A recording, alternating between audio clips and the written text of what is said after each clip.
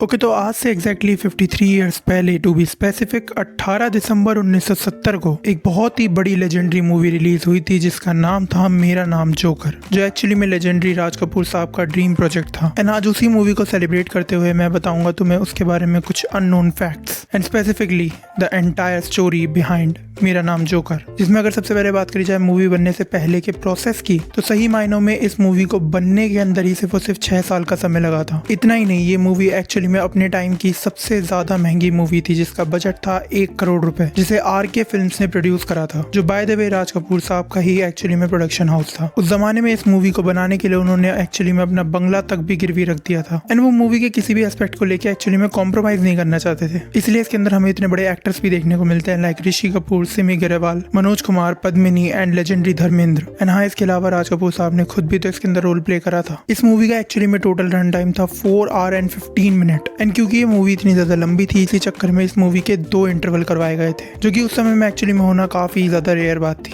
But the question still arise, क्या इतना सब कुछ एक्चुअली में वर्थ इट था? क्या उनका अपने बंगले को गिरवी रखना, 1 करोड़ जितनी बड़ी रकम के साथ में एक मूवी को बनाना वर्थ इट था? क्या ऑडियंस इसके लिए तैयार थी? अगर मैं स्ट्रेट अप जवाब दूं तो नहीं, क्योंकि ये मूवी एक्चुअली में बॉक्स ऑफिस के ऊपर फ्लॉप हो गई थी। लाइक 18 दिसंबर 1970 को जब ये मूवी रिलीज हुई थी, तो एक्चुअली में ये मूवी अपने बजट तक को रिकवर नहीं कर पाई। एंड इसका टोटल इंडिया नेट कलेक्शन हुआ था 80 लाख रुपीस का, जिसके चलते राज कपूर ऑलमोस्ट बैंकक्रप्ट हो चुके थे। एंड ऐसी सिचुएशन से अपने आप को निकालने के लिए उन्हें और कोई रास्ता नहीं दिख रहा था, इसलिए उन्होंने सोवियत यूनियन की एक कंपनी को एक्चुअली में इस मूवी के राइट्स बेच दिए। Like no partnership nothing, 15 lakh के अंदर डील फाइनल करके मूवी के राइट्स को बेच दिया गया, जिससे राज कपूर साहब का एक्चुअली में थोड़ा बहुत लॉस तो कवर हुआ, लेकिन उसके बाद जो हुआ वो एक्चुअली में किसी ने कभी सोचा ही नहीं होगा। ये मूवी एक्चुअली में सोवियत यूनियन के अंदर रिलीज हुई है एंड वहां पे इंस्टेंट ब्लॉकबस्टर बन गई। अगर मैं स्पेसिफिकली बताऊं तो इस मूवी ने उस जमाने में 16.8 करोड़ रुपीस का कलेक्शन करा था। लाइक जस्ट इमेजिन 1970s के अंदर 16.8 crore is such a big amount, जिसे आज की डेट में अगर इन्फ्लेशन से एडजस्ट करें तो एक्चुअली में वो 1000 करोड़ प्लस होता है। लेकिन सैडली इनमें से एक भी पैसा राज कपूर साहब को नहीं मिला, क्योंकि वो मूवी को ऑलरेडी ही बेच चुके थे। जिसके बाद एक्चुअली में उनका ध्यान थोड़ा आर्टसी सिनेमा से हट गया एंड ऑडियंस से तो सही मायनों में विश्वास ही उठ गया। जिसके बाद की कहानी हम लोग किसी और वीडियो के अंदर कवर करेंगे, लेकिन जाते जाते मैं तुम्हें एक इंटरेस्टिंग बात भी बताना चाहता हूँ कि मेरा नाम जोकर के रिलीज के एग्जैक्टली 3 साल बाद 1973 के अंदर उन्होंने अपने बेटे को लेके एक्चुअली में एक मूवी बनाई थी, जो उस समय की एक काफी बड़ी ब्लॉकबस्टर थी। And you guessed it right, उस मूवी का नाम था बॉबी, जिसने उस जमाने में एक्चुअली में डोमेस्टिक इंडिया नेट कलेक्शन करा था 11 करोड़ रुपए का एंड ओवरसीज मिला के 30 करोड़ रुपीस कमाए थे, जिसमें अकेले सोवियत यूनियन के 18 करोड़ रुपए थे। एंड उस जमाने में उस मूवी के फुटफॉल थे 5.35 करोड़। लाइक खुद राज कपूर भी सोचते होंगे कि काश इतने लोग मेरा नाम जोकर देखने के लिए आ जाते। बाय द वे, मेरा नाम जोकर आज भी एक कल्ट क्लासिक मूवी है एंड काफी सारे लोग आज भी इसके दीवाने हैं। बाकी यहाँ यही थे मेरे व्यूज इसके रिगार्डिंग, तुम्हारे क्या है कमेंट करके जरूर बता देना। And till then bye.